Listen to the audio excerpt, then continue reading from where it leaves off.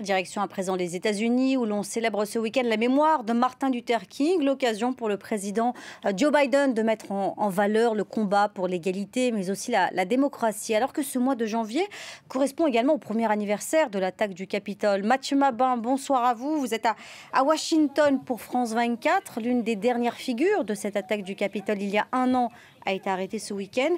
Est-ce qu'on peut faire un lien avec l'ambition de Joe Biden de réduire les fractures qui divisent l'Amérique? On sait que cet épisode a profondément choqué le pays.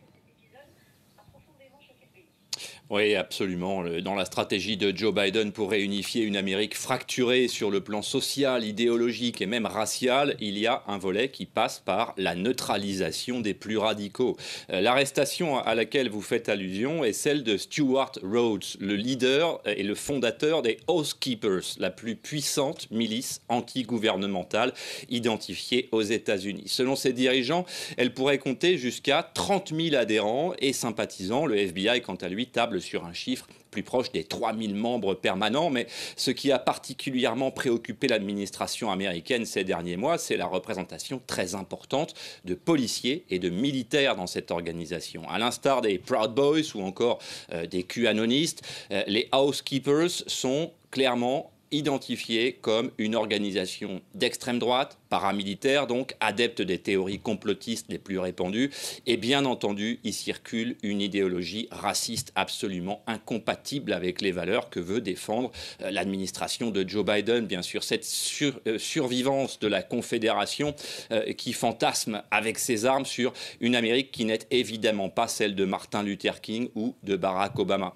Ce mois de janvier donc devient un peu plus chaque année, et notamment depuis l'attaque du Capitole, le mois qui célèbre la fraternité américaine, la lutte contre l'extrême droite, l'absolue nécessité d'un regroupement de la diversité américaine autour de valeurs constitutionnelles qui ne se limitent plus au deuxième amendement.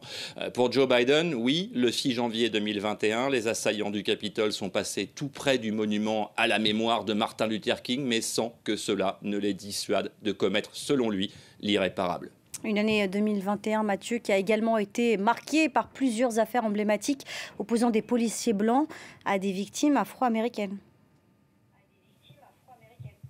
Oui, et c'est d'ailleurs de cela également que Joe Biden veut que l'Amérique se souvienne aujourd'hui. Depuis les marches de Martin Luther King pour les droits civiques et même après son assassinat, le combat pour l'égalité ne s'est pas arrêté aux États-Unis. Et s'il ne s'est pas arrêté, c'est que la bataille mérite toujours d'être menée.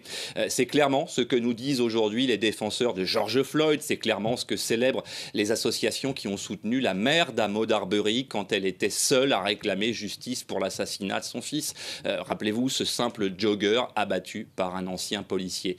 Dans ces deux affaires, les condamnations ont été extrêmement lourdes. Les policiers blancs ont été condamnés pour avoir assassiné des Noirs. Et clairement, ici, aux États-Unis, on peut considérer qu'il s'agit d'un phénomène nouveau. Il faut aussi évoquer la perpétuation du combat de Martin Luther King par la volonté de Joe Biden de réformer le système électoral américain pour que la communauté noire ait enfin un meilleur accès au bureau de vote. Ce combat-là n'est pas gagné d'avance et aussi étrange que cela puisse paraître, en tout cas vu d'Europe, la lutte pour le droit de vote des Noirs aux États-Unis est toujours un combat d'actualité. Mathieu Mabin, correspondant de France 24 à Washington. Merci à vous, Mathieu.